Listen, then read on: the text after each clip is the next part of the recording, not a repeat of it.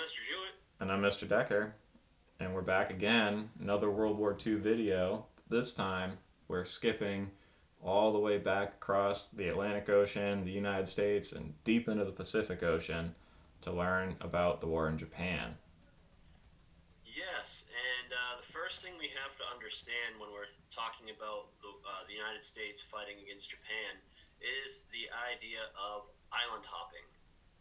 Right. So, there's an important distinction in this war in that the war in Europe is fought mostly on land and through strategic bombing, but mostly it's just walking from France to Germany or Italy to Germany.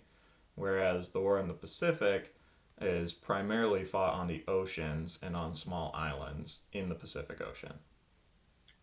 Yeah, and the idea of island hopping, it's not really anything new.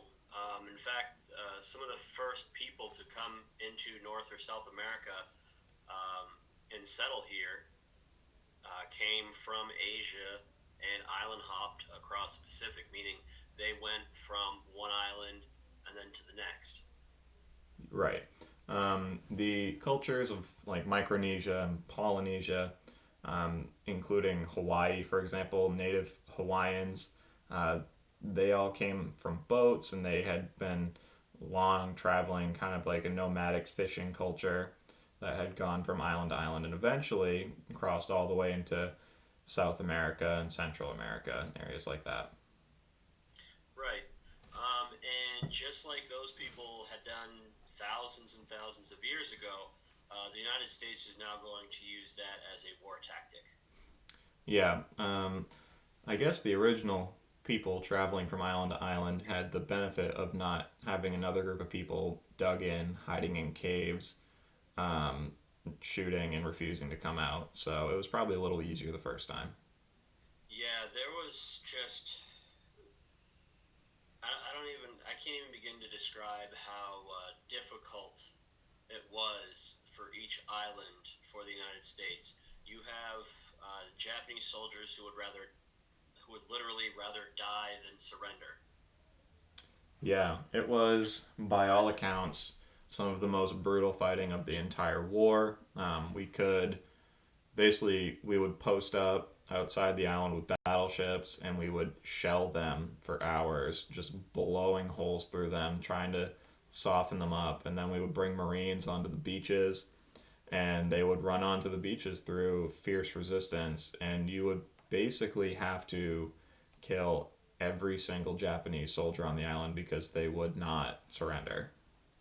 Yeah, and they have these extremely intricate tunnels dug in through all the islands, and they hide and they can pop up pretty much wherever they want.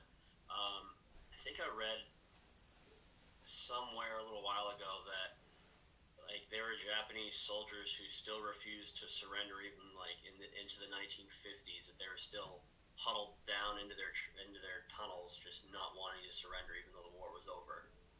Yeah, there are stories of soldiers who hid out on islands by themselves for decades after the war was over, and they had to send people from the Japanese government out there to convince them that the war was over because they were refusing to come out.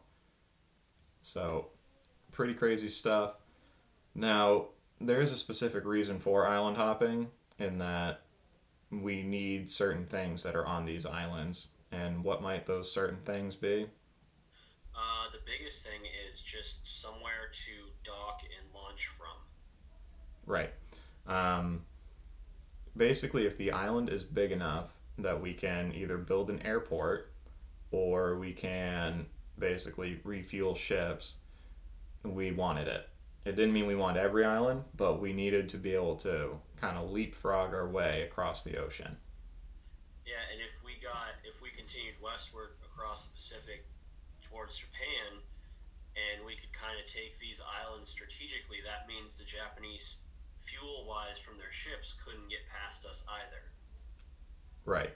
So it really is a very effective strategy because the key point, one of the key points of island hopping is that by being really strategic about the islands you take, it allows you to completely ignore other areas of the Pacific Ocean.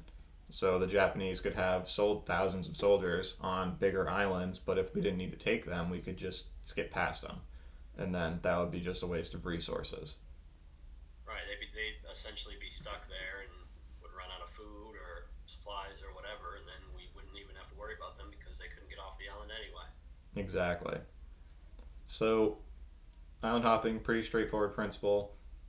There are a couple of important islands that we tend to remember in terms of particularly difficult fighting, and as we get closer to mainland Japan, they become particularly memorable. Yeah, I mean, starting off really early, very close to Hawaii, very, very important battle for our win, victory for the United States was the Battle of Midway. Um, the Japanese were trying to surprise attack, but we heard wind of it, and then we kind of surprised their surprise attack and sunk a couple of their major aircraft carriers, and that was a very big early victory in the Pacific Theater for the United States. Yep. And then closer on into 1944-45, you begin to see the battles of Iwo Jima and the Battle of Okinawa. The U.S. Marine Memorial features a recreation of the flag raising at Iwo Jima because it is considered probably the most dangerous battle of the entire war for U.S. Marines. It had the highest casualty rate. And then Okinawa was important because that was basically the final island slash airport we needed to be able to reach mainland Japan. And when you say reach, you mean reach from the island with an aircraft to then get to mainland Japan, correct? Right. So from there, we could launch bombers to actually bomb cities on the Japanese main islands instead of just going after the little ones. Right, and that was the main strategy. You just wanted to get close enough to Japan, and just slowly take island after island after island and work your way towards Japan so that you could get there and then just make the Japanese lives miserable by constantly bombing it, much like Germany was doing to Britain. Right. So yeah, that's island hopping in a nutshell. I hope that made sense to everybody. Clear as mud. And, So in any case, I'm Mr. Decker. and I'm Mr. Jewett. We're going to sign off for now. We'll be back on Wednesday to talk about the end of the war in Europe.